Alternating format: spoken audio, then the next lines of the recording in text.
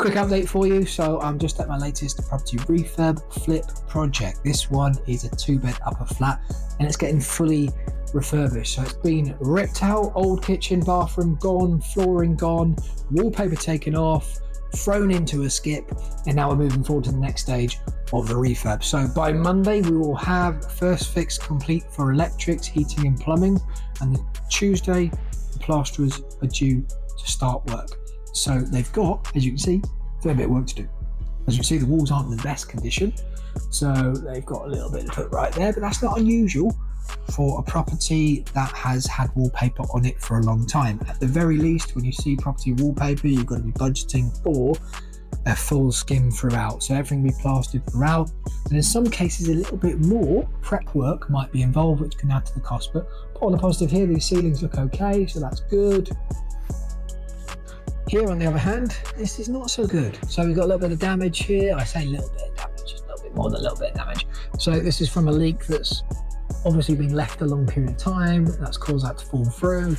That needs to be put right, obviously, before we can finish this room and move it on to the next stage. So just a cost to factor in, not something I'll necessarily have to do on every flip project, but on this one I do. So it's one of those things. And in here we've got a fireplace that's going to be blocked up, so boarded over. And then we can finish skimming throughout this room and start taking shape. This property should start to take shape then. Once it's fully skimmed, we can then be putting a bathroom in, kitchen in. All of a sudden, it's going to start looking like an actual home rather than just a derelict shell. So I'm excited to see that happen, to see how this project is going to evolve into a nice home that someone can move straight into. This wall here had to be repaired, so there was a nasty crack in here which needed to be rectified, so that's all sorted now. When I started in property, if I saw a property with a big crack in the wall, that might have been something that would just put me off.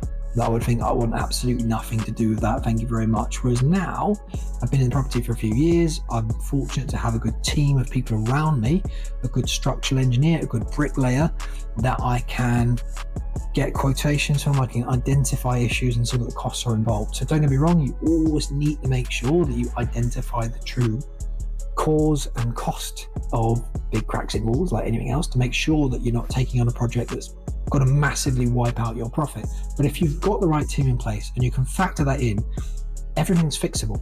So as long as you budget that cost into your refurbishment and you've got enough decent margin locked into the deal, then in some cases, properties with problems that some people run away from can be great opportunities if you understand the costs involved and if you plan for them well enough. So here, as we can see, this is all ripped out, this kitchen at the moment. It's not a kitchen, it's just a shell, but soon enough it will become one. And then down here, as we go into the backyard, this back door is going to have to be replaced because it's probably about 1,000 years old. So I need to factor that into the budget. And then we also have just built a brand new wall. So that is all new, built just the other day. That's finished.